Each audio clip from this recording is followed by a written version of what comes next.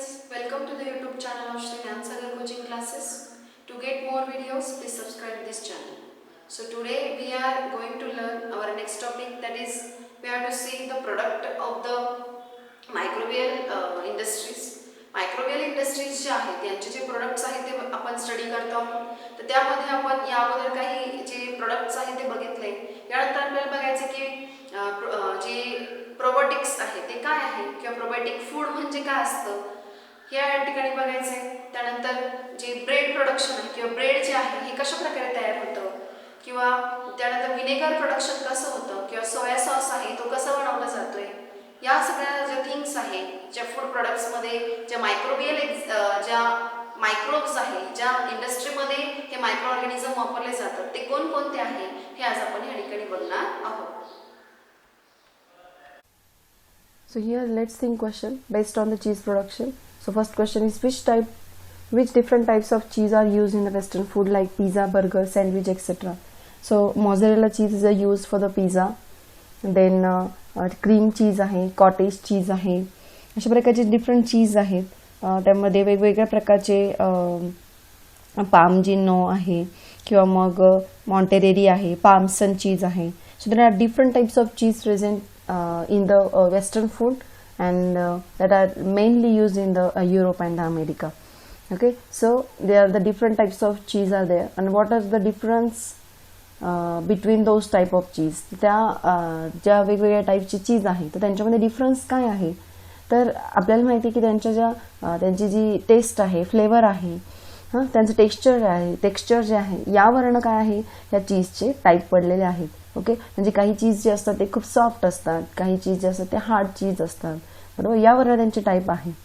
Then here you have do you know during the industrial production of milk product, strict cleanliness and sterilization is essential as a bacteria can be attacked by viruses. जे bacteria असतात ते ह्यामध्ये आपण जे वापरलेले असतो, milk industry असेल किंवा मिल्क प्रोडक्टची इंडस्ट्री असेल तर तिथे क्लीनलीनेस ठेवायला पाहिजे किंवा स्टेरिलायझेशन करायला पाहिजे.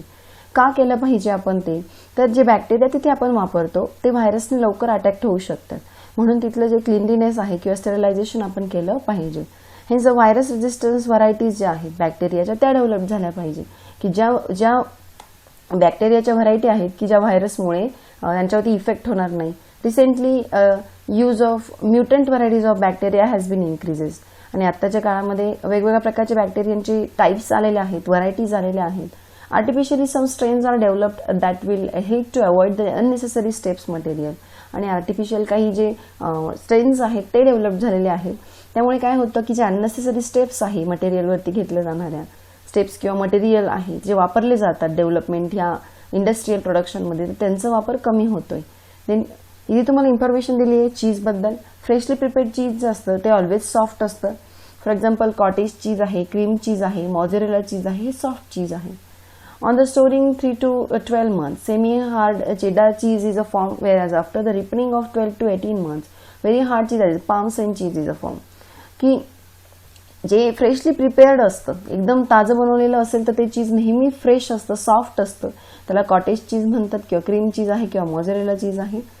3 to 12 months पर्यंत जर त्याला स्टोअर केलं तर सेमी हार्ड मिळतं आपल्याला, आणि जर 12 to 18 months पर्यंत तुम्ही त्याला रिपनिंग केलं, स्टोअर केलं, तर तुम्हाला सगळ्यात हार्डवालं चीज मिळतं, त्याला पार्मेसन चीज असं म्हटलं जातं.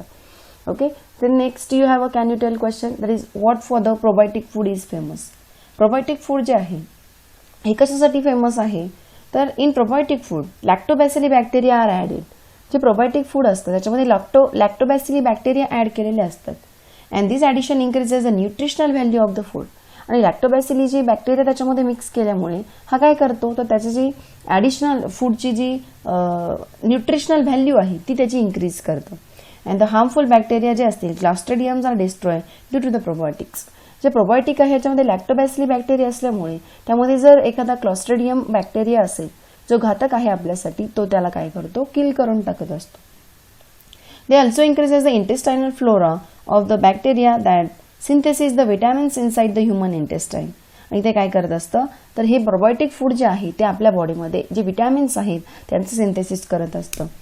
The diseases disease resisting power is also increase due to the probiotics. आणि जी प्रोबायोटिक असतात त्यामुळे त्याची डिसीज रेजिस्टिंग पॉवर जी आहे ती सुद्धा इन्क्रीज होते, की ज्यामुळे डिसीज जे आहे ते लवकर होऊ शकत नाही. म्हणजे डिसीजला असेल, रोग जे असेल ती रोगप्रतिकार क्षमता वाढवण्याचं काम ह्या प्रोबायोटिक फूडमुळे केलं जातं. Okay, so let see what is the probiotic food. So probiotics जे आहे त्याबद्दल आपण इन्फॉर्मेशन घेऊया. These are also the milk products. हे सुद्धा मिल्क प्रोडक्ट असतात but contain the active bacteria. पण त्याच्यामध्ये ॲक्टिव्ह बॅक्टेरिया असतो.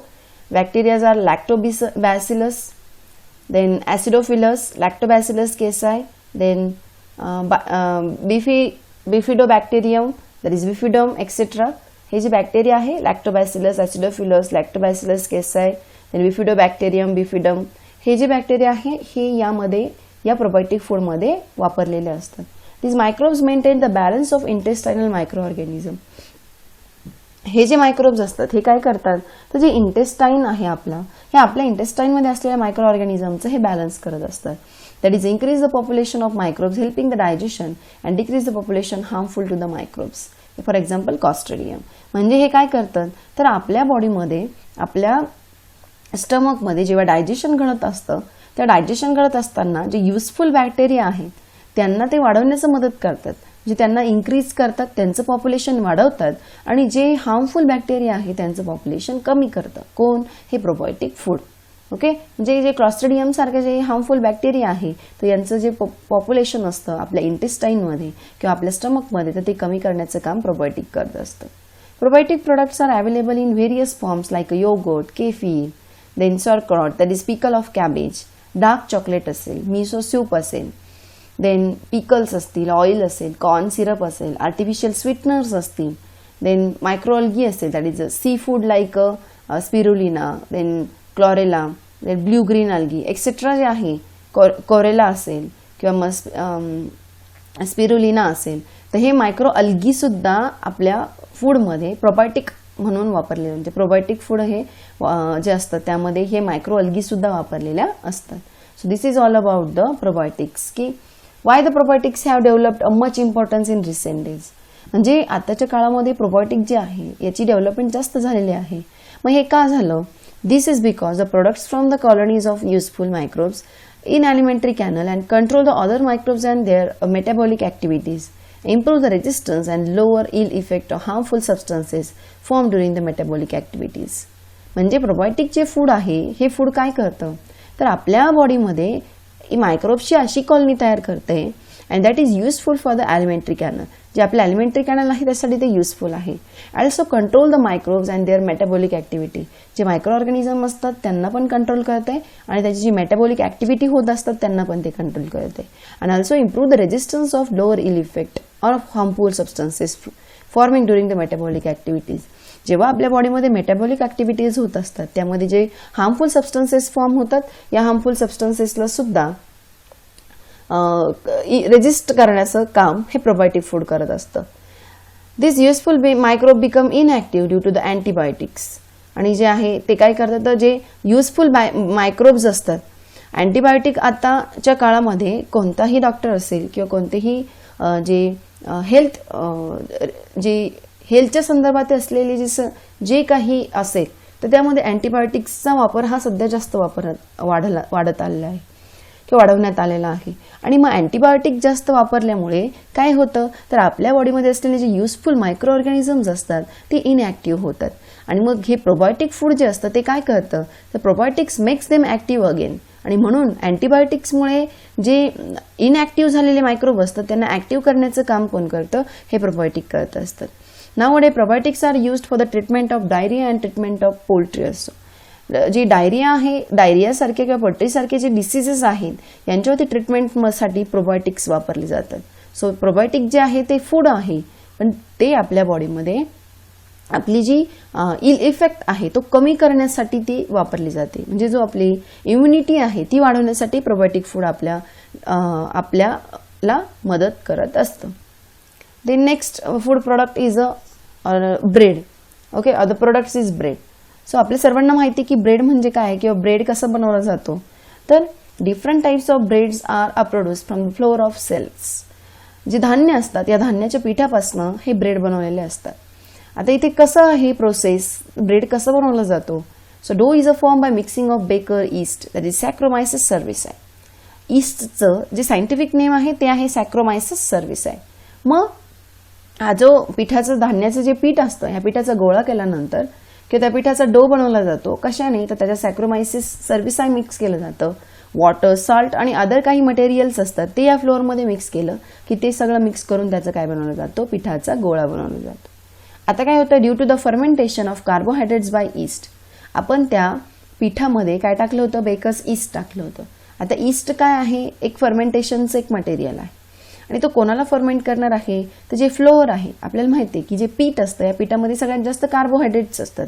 मग हे कार्बोहायड्रेट्सला हे ईस्ट काय करतं, त्याला फर्मेंट करतं आणि त्यामुळे काय होतं की त्या कार्बोहायड्रेटची शुगर आहे that is converted in to the carbon dioxide and ethanol. त्यामुळे काय होतं, त्या फर्मेंटेशन प्रोसेसमधनं 2 प्रोडक्ट तयार होतात, कार्बन डायऑक्साईड अँड इथेनॉल. बरोबर. So dough rises up due to the CO2. आता तो CO2 आहे, इथे गॅस तयार झाल्यानंतर तो गॅस ऑलरेडी काय होणार आहे की ऑब्व्हियसली तो निघून जाणार आहे. बरोबर. मग गॅस आहे तो काय होतो, निघून जातो, राईज अप होतो. बरोबर. राईज अप झालं त्यामुळे काय होतं, ब्रेड हा स्पॉन्जी बनत असतो. कारण गॅस आहे जेव्हा तो निघून जाण्याचा प्रयत्न करेल तेव्हा तिथे काय होईल, होल तयार होईल. असे अनेक होल तयार होऊन काय होतं, तो जो ब्रेड असतो तो कसा बनतो, स्पॉन्जी बनतो. Compressed east is used in the commercial bakery industry. Bakery इंडस्ट्रीमध्ये जे कमर्शियली वापरलं जाणारं जे ईस्ट आहे ते कोणतं असतं, कॉम्प्रेस्ड ईस्ट असतं. It is also available in the dry granular form for the domestic use. म्हणजे कमर्शियली जो आहे तो बेकरी इंडस्ट्रीमध्ये कॉम्प्रेस्ड ईस्ट वापरलेलं असतं, पण डोमेस्टिक यूजसाठी त्याचं काय वापरतात, ग्रॅन्युअल ड्राय पावडर त्याची वापरतात. East produced from the commercial use of contains the various useful contents like carbohydrates, fats, proteins, various vitamins and minerals. म्हणजे जे ईस्ट आहे, ईस्टपासून प्रोड्यूस झालेले जे ईस्ट जे आहे हे जनरली कशासाठी वापरलं जातं कमर्शियली, तर ते युजफुल असतं कारण त्याच्यामधून आपल्याला कार्बोहायड्रेट्स मिळतात, फॅट्स मिळतात, प्रोटीन्स मिळतात, विटॅमिन्स मिळतात आणि मिनरल्स मिळतात. म्हणजे ईस्ट आपण जेव्हा ब्रेडमध्ये टाकतोय तर ते काही घातक नाहीये कारण त्याच्यामध्ये ईस्टमध्ये न्यूट्रिशनल व्हॅल्यू जास्त आहे. मग ब्रेडमध्ये जेव्हा तुम्ही ईस्ट मिक्स करतात तेव्हा त्या ब्रेडची न्यूट्रिशनल व्हॅल्यू जी आहे ती काय होते, इन्क्रीज होत असते. आणि म्हणून म्हटलं जातं की bread and other product produce with the help of the east become nutritive, आणि ते म्हणून कसे असतात, न्यूट्रिटिव्ह असतात. ओके. याच्यावरती तुम्हाला गिव्ह रिझन विचारलं जाऊ शकतं. Ingredients like a vinegar, soy sauce, and monosodium glutamate, that is Ajinomoto, that are used in the presently popular Chinese food are produced by the microbial fermentation. आपण आता बघतोय की व्हिनेगर असतं, सोया सॉस आहे किंवा मग monosodium glutamate that is Ajinomoto जे आहे ते आता प्रेझेंटली चायनीज फूडमध्ये वापरलं जातं. मग चायनीज फूडमध्ये जे आहे हे वापरलं जातं, ही कशापासून बनवलेले आहे तर हे मायक्रोबियल फर्मेंटेशन प्रोसेसपासूनच बनवलेले आहे. म्हणजे विनेगर असो, सोया सॉस असो किंवा अजिनोमोटो आहे तर ही सर्वजण जे आहे ते मायक्रोबियल फर्मेंटेशन पासूनच बनतात, जे आता पॉप्युलर जे चायनीज फूड आहे त्यामध्ये याचा वापर केला जातो. Then next is a vinegar production. आता बघूया की व्हिनेगरचं प्रोडक्शन कसं होतंय. का व्हिनेगर आपण म्हणतो त्याची आंबट चवीसाठी ओळखलं जाणारं जे प्रोडक्ट आहे तर हे बनवलं कसं जातंय. So vinegar is a used in each country with of the world to impart a sour taste to the food materials and for the preservation of pickles, sauce, ketchup, chutneys, etc. आपल्या सर्वांना माहिती आहे की vinegar जे आहे त्याला Zoar taste असते आणि त्याची एक कॅरेक्टरिस्टिक्स आहे की तो मटेरियल ज्या फूड मटेरियलमध्ये आपण टाकू त्याला तो प्रिझर्व करत असतो. म्हणजे जे पिकल आहे किंवा सॉस आहे, केचप आहे, चटणी आहे, या जास्त काळ टिकवाव्या लागतात.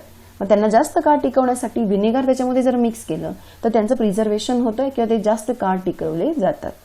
आता केमिकली व्हिनेगर म्हणजेच काय असतं, vinegar is a 4% acetic acid. म्हणजे व्हिनेगर म्हणजेच काय असतं, 4% ॲसिटिक ॲसिड असतो, that is CH3COOH. Ethanol and alcohol is obtained by fermentation of carbon compounds like a fruit juice, maple syrup, sugar molasses, starch of the root, etc. with the help of the yeast. आता इथे जे आहे process दिलेली आहे, how the vinegar is produce. मग पहिले काय केलं जाते, त्यामध्ये सर्वात अगोदर केलं जातं की इथेनॉल बनवलं जातं, अल्कोहोल ऑब्टेन केलं जातं. फर्मेंटेशन करून कशाचं फर्मेंटेशन करणार आहे, फ्रूट ज्युसेस असतील किंवा काही मॅपल सिरप असतील किंवा मग साखरीची मळी असेल, शुगर मोलॅसिस असेल, स्टार्च ऑफ द रूट असेल, तर यांना काय केलं जातं, फर्मेंट केलं जातं. कोणाच्या मदतीने, with the help of the east. त्यामुळे काय तयार होतं, इथेनॉल किंवा अल्कोहोल तयार होते. बरोबर. ईस्ट म्हणजेच काय असतं, सॅक्रोमायसिस सर्व्हिसा. आता काय होतं, mixture of bacterial strains like, जेव्हा तुम्ही याचं इथेनॉल किंवा अल्कोहोल तयार करतात त्यामध्ये काय करायचंय, you have to mixture a bacterial strains like acetobacter and gluconobacter. तुम्हाला काय करायचंय, इथेनॉलमध्ये ॲसिटोबॅक्टर किंवा gluconobacter mixed with the ethanol for its microbial degradation. आता त्याचं मायक्रोबियल डिग्रेडेशन व्हावं यासाठी त्याच्यामध्ये कोणता बॅक्टेरिया मिक्स केला, acetobacter and gluconobacter. Acetic acid and other by products are obtain through it. यामधनं मग काय तयार होतं, जेव्हा तुम्ही ॲसिटोबॅक्टर किंवा ग्लुकॅनोबॅक्टर हे इथेनॉलमध्ये मिक्स करतात तेव्हा त्यातनं ॲसिटिक ॲसिड आणि अदर बाय प्रोडक्ट काय होतात, तयार होतात. आता हे ॲसिटिक ॲसिड जे असतं याला त्या अदर बाय प्रोडक्टपासून सेपरेट केलं जातं by the mixture by refraction, rarefaction. So rarefaction ह्या मेथडने काय केलं जातं, हे ॲसिटिक ॲसिड जे आहे ते त्या मिक्सचरमधनं सेपरेट केलं जातं. आता सेपरेट केलेलं जे ॲसिटिक ॲसिड आहे त्याला ब्लीच केलं जाते. Okay, so acetic acid is a bleached with the help of the potassium ferrocyanide. Potassium फेरोसायनाइडच्या मदतीने त्या ॲसिटिक ॲसिडला काय करायचं, ब्लीच करायचंय. देन इट इज पाश्चराइज, मग त्याला पाश्चराइज केलं जातं. आणि finally very small quantity of acetic acid is a mixed with the produce the vinegar. आणि मग त्या ॲसिटिक ॲसिडला पाश्चराइज केल्यानंतर त्याच्यामध्ये जर तुम्ही SO2 मिक्स केला स्मॉल क्वांटिटीचा तर तुम्हाला विनेगर मिळत असतं. This is the process of vinegar production. की काय केलं अगोदर, तर इथेनॉल प्रोड्यूस केलं. कोणत्याही टाईपचे मॅपल सिरप असेल, फ्रूट ज्यूस असेल किंवा शुगर मोलॅसिस असेल, यामध्ये तुम्ही ईस्ट मिक्स करा, त्याचं फर्मेंटेशन होऊन इथेनॉल तयार होईल. बरोबर. तयार होणारा जो इथेनॉल असेल याच्यामध्ये तुम्हाला ॲसिटोबॅक्टर आणि ग्लुकॅनोबॅक्टर, ॲसिटोबॅक्टर आणि ग्लुकॅनोबॅक्टर तुम्हाला मिक्स करायचं आहे. आणि ॲसिटोबॅक्टर ग्लुकॅनोबॅक्टर मिक्स केल्यानंतर तुम्हाला ॲसिटिक ॲसिड आणि अदर बाय प्रोडक्ट्स मिळेल. मग त्या अदर बाय प्रोडक्ट्स आणि मधनं ॲसिटिक ॲसिडला तुम्ही रेअरफॅक्शन मेथडने काय करा, सेपरेट करा. मग त्या ॲसिटिक ॲसिडला ब्लीच करा विथ द पोटॅशियम फेरोसायनाइड आणि नंतर त्याला पाश्चराइज करून त्याच्यामध्ये स्मॉल क्वांटिटीचा SO2 जर मिक्स केला तर we get the produce a vinegar. Okay, similarly we have to produce a soya sauce also. Soya sauce सुद्धा या पद्धतीने तयार केला जातो. तर इथे काय केलं जातं, सोया सॉस बनवण्यासाठी a mixture of flour of wheat or rice and soyabean with the help of the fungus aspergillus oryzae. म्हणजे तुम्हाला काय करावं लागतं, तर इथे तुम्हाला गव्हाचं पीठ किंवा तांदळाचं पीठ घेऊन त्याच्यामध्ये सोयाबीन मिक्स करायचं आहे आणि सोयाबीनचं पीठ मिक्स करायचं आहे. गहू किंवा तांदळाचं पीठ घेऊन त्यात सोयाबीन मिक्स करा आणि सोयाबीन पीठ मिक्स केल्यानंतर तुम्हाला काय करायचंय, त्याला फर्मेंट करायचंय. आणि फर्मेंट कशाने करायचंय, तर फंगस आहे ॲस्परगिलस ओरझे नावाचं. या ॲस्परगिलस ओरझेने तुम्हाला काय करायचंय, त्याला फर्मेंटेशन घडवून आणा, त्यामुळे तुम्हाला काय मिळेल, सोया सॉस मिळत असतं. This is the aspergillus oryzae. This is the bacteria and the look like this. अशा प्रकारचा तो बॅक्टेरिया दिसत असतो. So this is all about the vinegar production. Then the production of beverages. जे तुम्हाला दिलेले आहे प्रोडक्शन्स आहे, बिवरेजेस आहेत वेगवेगळ्या प्रकारचे. तर दिसते तुम्हाला फ्रूट आहे, मायक्रोब यूज केलेले कोणकोणते असतात, त्यांचा रोल काय असतो आणि नेम ऑफ बिवरेज. म्हणजे जे वेगवेगळ्या प्रकारचे जे काय म्हणतो आपण त्याला की प्रोडक्ट्स आहेत वेगवेगळ्या प्रकारचे, तर ते कसे तयार होतात, तर कशाच्या कोणत्या पद्धतीने तयार होतात, कोणता मायक्रो ऑर्गॅनिझम वापरलेला असतो. सो फर्स्ट आहे, जर तुम्ही कॅफे अरेबिका जर वापरला, बरोबर, कॅफे अरेबिका जर वापरला त्याच्यामध्ये तुम्ही लॅक्टोबॅसिलस ब्रेव्हिस हा मायक्रोब जर मिक्स केलं, बरोबर, कॅफे अरेबिका फ्रूट आहे ह्याच्यामध्ये तुम्ही लॅक्टोबॅसिलस ब्रेव्हिस मायक्रोब जर वापरला तर त्याचं यूज काय आहे, रोल काय असतो मायक्रोबचा वापरण्याचा, तर that separating the seeds from the fruit. तो काय करतो, तर जे फ्रूट आहे त्याचं पासून सीड जे आहे ते सेपरेट करतो. And the name of beverages is coffee. आणि कोणती त्यापासून प्रोडक्ट मिळतं आपल्याला, तर कॉफी मिळते. जे कॉफी अरेबिका जे आहे त्याच्यामध्ये जर तुम्ही बॅक्टेरिया मिक्स केला तर तो बॅक्टेरिया काय करतो, तर त्या कॉफी जे आहे त्या कॉफीतल्या जे फ्रूट असतं, बरोबर, त्या फ्रूटपासून जे सीड आहे ते सेपरेट करतं, त्यामुळे तुम्हाला कॉफी मिळते. देन नेक्स्ट आहे थिओब्रोमा कोका. आता इथे दिसतंय तुम्हाला थिओब्रोमा कोका जे आहे याच्यामध्ये तुम्हाला candida, then हॅन्सेनुला, then Pichia, then सॅक्रोमायसिस या टाईपचे मायक्रो ऑर्गॅनिझम जर वापरले तर यामुळे सुद्धा काय होतं, सीड्स जे असतात त्या फ्रूटपासून सेपरेट होतात आणि तुम्हाला काय मिळतं, कोका मिळते. इथे तुम्हाला दिसते कोका सीड्स जे आहेत तर त्या काय होतात, सेपरेट होत असतात त्याच्या ते जे वरचं लेअर आहे त्यापासून, आणि तुम्हाला काय मिळतं, फ्रेशली प्रिपेअर्ड जे बिहेव्हरेज प्रोडक्ट काय मिळतं, तर कोका मिळत असतं. देन ग्रेप्स आहे. आता तुम्ही बघा की सॅक्रोमायसिस सर्व्हिसाय आहे आणि ग्रेप्स आहे. तर यांचं तुम्ही फर्मेंटेशन केलं म्हणजे ग्रेपच्या ज्यूसमध्ये जर मी सॅक्रोमायसिस सर्व्हिस आहे म्हणजेच ईस्ट मिक्स केलं तर त्या ग्रेप ज्यूसचं फर्मेंटेशन होतं आणि फर्मेंटेशन ज्यूस जो असतो तो तयार झाल्यानंतर त्याच्यापासून काय तयार होते, वाईन तयार होते.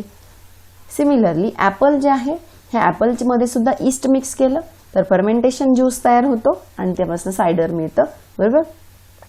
सो अशा पद्धतीने काय आहे की आपल्याला ॲपलचं फर्मेंटेशन ज्यूस मिळतं, त्याला सायडर असं म्हटलं जातं. सो सॅक्रोमायसिस सर्व्हिस आहे, वेगवेगळ्या प्रकारचे कॅन्डिडा आहे, हॅन्सुलिना आहे, पिचा आहे, सॅक्रोमायसिस आहे. हे जे बॅक्टेरिया आहे हे जर वेगवेगळ्या फ्रुट्समध्ये जर मिक्स केले तर त्यामुळे आपल्याला वेगवेगळ्या प्रकारचे प्रोडक्ट्स मिळत असतात. Okay, here you have a can you tell question that which functions are performed by the enzymes secreted in the human digestive system. म्हणजे जे ह्युमन डायजेस्टिव्ह सिस्टीममध्ये वेगवेगळ्या प्रकारचे एन्झाईम सिक्रेट होत असतात तर त्यांचं जे फंक्शन आहे ते ह्युमन डायजेस्टिव्ह सिस्टीममध्ये काय आहे. So different enzyme secreted by the glands associated with the digestive system so help the digestion of the food. आणि वेगवेगळ्या प्रकारचे एन्झाईम्स जे डायजेस्टिव्ह सिस्टीममध्ये सिक्रेट होत असतात तर ते काय करतात, डायजेशनसाठी मदत करत असतात. They also help in the digestion of the food. The complex food component जे असतात that are broken down to the simple absorbable substances due to the enzymatic reaction. जे एन्झाईम्स असतात यांच्यामुळे काय होतं, जे कॉम्प्लेक्स फूड असतं ते वेगवेगळ्या पार्टमध्ये स्मॉल पार्टमध्ये डिवाइड होतं आणि त्यामुळे काय होतं, स्मॉल पार्टमध्ये डिवाइड झाल्यामुळे ते डायजेस्टिव्ह सिस्टीमला मदत करत असतं किंवा ॲब्झॉर्बल सबस्टन्सेस त्यामुळे बनतात, त्यामुळे डायजेशन फास्ट होते. Give the names of the some such enzymes. So you have to give the name of the some such enzymes. असे काही एन्झाईम्सचे नावं आपल्याला द्यायची आहेत. Okay, so the pepsin, then rennin that are secreted by the stomach. Pepsin असेल किंवा rennin असेल तर ते आपल्या स्टमकमध्ये सिक्रेट होतात. ॲमिलेज असेल, ट्रिप्सिन असेल किंवा लिपेज असेल ते secreted by the pancreas. Then peptidase असेल किंवा other enzymes secreted by the intestinal glands in the small intestine are the enzymes which bring about the catalytic activity and help the digestion. So there are different types of enzymes as in renin, pepsin, analase, trypsin, lipase, then pancreas मध्ये असलेले peptidase असेल. There are different types of enzymes present in our body or in our stomach.